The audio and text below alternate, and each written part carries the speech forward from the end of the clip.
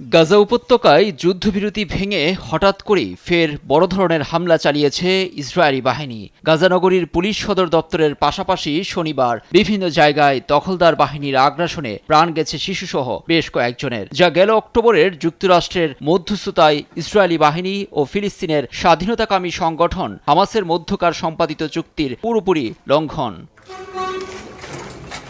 উপত্যকার প্রতিটি ধূলিকণা রক্তক্ষয়ী ধ্বংসযজ্ঞের সাক্ষী। দীর্ঘ 2 বছরের বেশি সময় অস্বীকারের পর ইসরায়েলি সেনাবাহিনী অবশেষে মেনে নিয়েছে গাজার 70,000 নিহতের সংখ্যা। এমন চরম মানবিক বিপর্যয়ের মাঝেও ইসরায়েলকে শান্ত করার বদলে উল্টো শক্তিশালী করছে ওয়াশিংটন।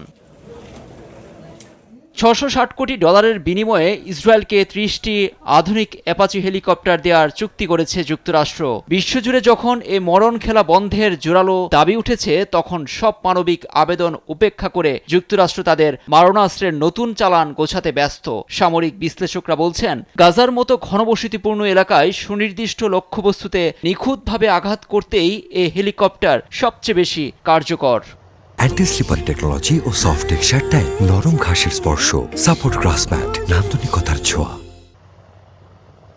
যুক্তরাষ্ট্রের এ সিদ্ধান্তকে অঞ্চল বিনাশী বলে হুঁশিয়ারি দিয়েছে ইরান। তেহরানের দাবি, এ অস্ত্র মধ্যপ্রাচ্যের অস্থিরতা আরও বাড়িয়ে তুলবে। অন্যদিকে ইরানকে চাপে রাখতে সৌদি আরবকেও প্রায় $900 কোটি প্যাট্রিয়ট মিসাইল দিচ্ছে ট্রাম্প প্রশাসন। তবে যুবরাজ মোহাম্মদ বিন সালমান স্পষ্ট জানিয়েছেন, ইরানের উপর কোনো হামলার জন্য তারা নিজেদের মাটি বা আকাশসীমা ব্যবহার করতে দেবে না।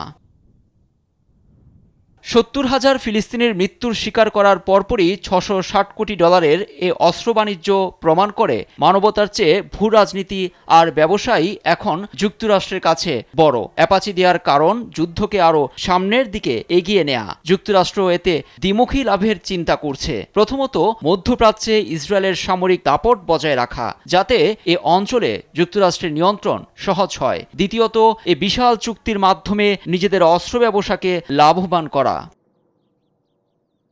প্রায় 71,000 প্রাণের বিনিময়ে এ বিশাল অস্ত্রের ব্যবসা আজ বিশ্ববিবেককে কাঠগড়ায় দাঁড় করিয়েছে। প্রশ্ন থেকেই যায়, গাজার মানুষ কি তবে কখনোই শান্তির মুখ দেখবে না? নিউজ ডেস্ক, দেশ টিভি।